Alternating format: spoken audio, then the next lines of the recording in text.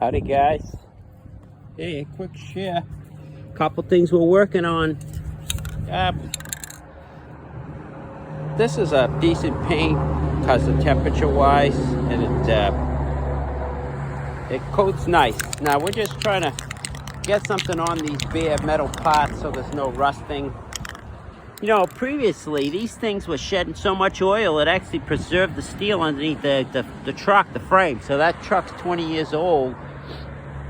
And there's really no rot on it, only on the body, but not the frame. And the thing was the oil shed and actually preserved the steel.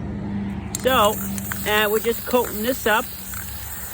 I just load it on there. I don't do a spray paint pattern like this. It's windy, so I'm just coating and getting things ready, because right now that block is at the shop and that guy is gonna hopefully tell me that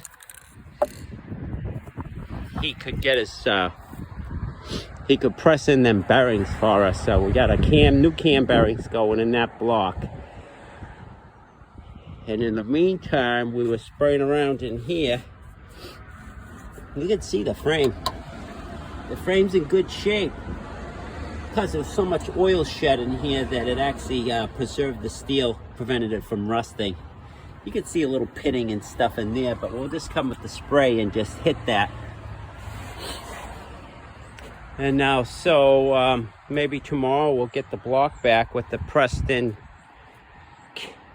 bearings, and we can put back this motor. So anyways, this little thing here was good because we're working on beach sand and the sand flies. It's not good to get sand in some of these parts, especially stuff inside the block. So we want to keep it as clean as we can. And now this made a nice little case to house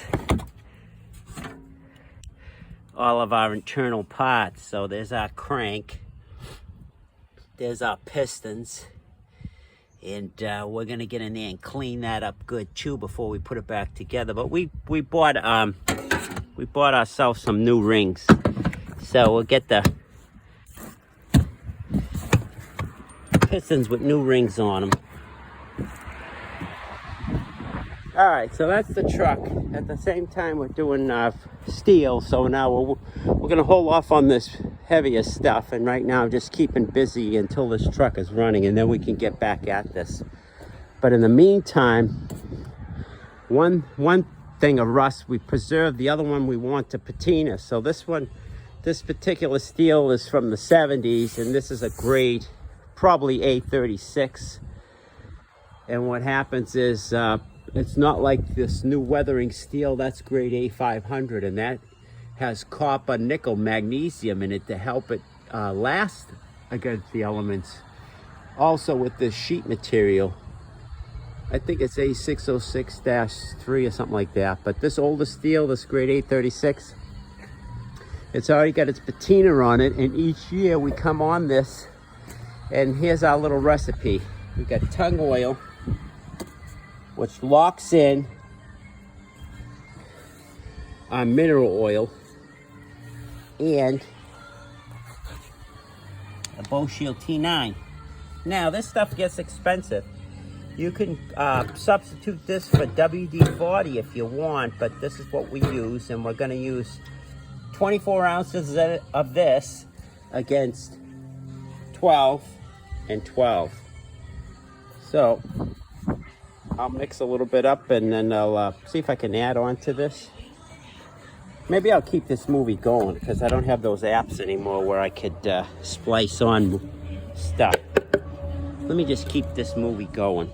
So here comes your tung oil, and now we just get a measuring cup, and you can see where the 12 is right there, 12 ounces, and we'll pour this in.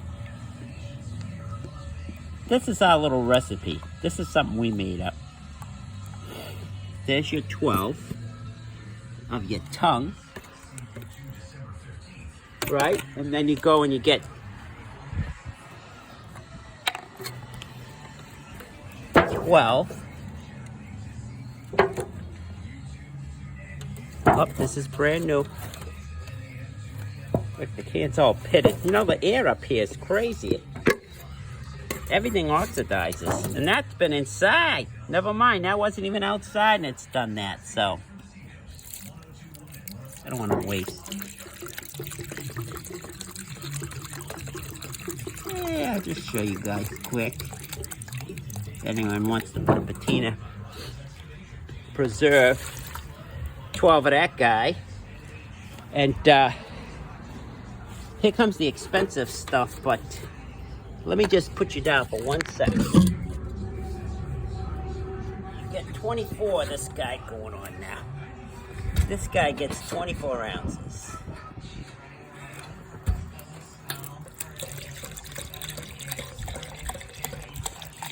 I gotta watch out. This stuff is expensive, by the way. You don't want to be wasting this stuff. You know, they mix wax in with this. Pretty sure this has some kind of a wax. Hold on. That's 20, a little bit more. This stuff goes a long ways. Believe it or not, one of these containers will do almost one whole column. Okay. Now, okay, mixing bit on a lower speed, not high. So you don't want to be making a bunch of bubbles. And mix it up.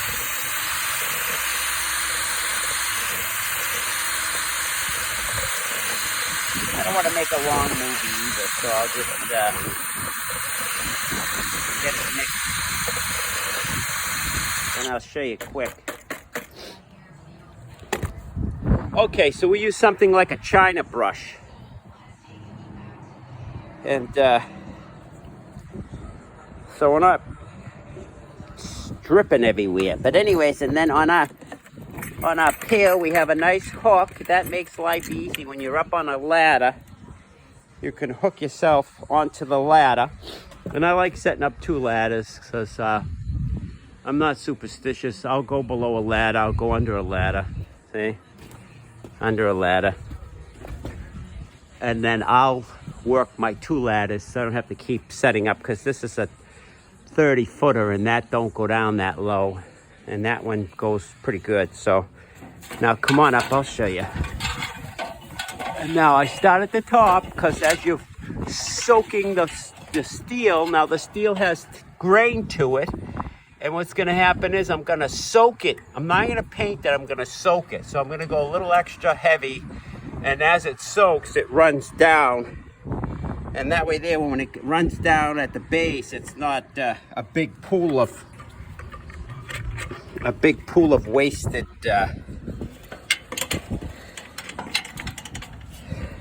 mix. Okay. It's very liquidy. Mineral oil thins it out.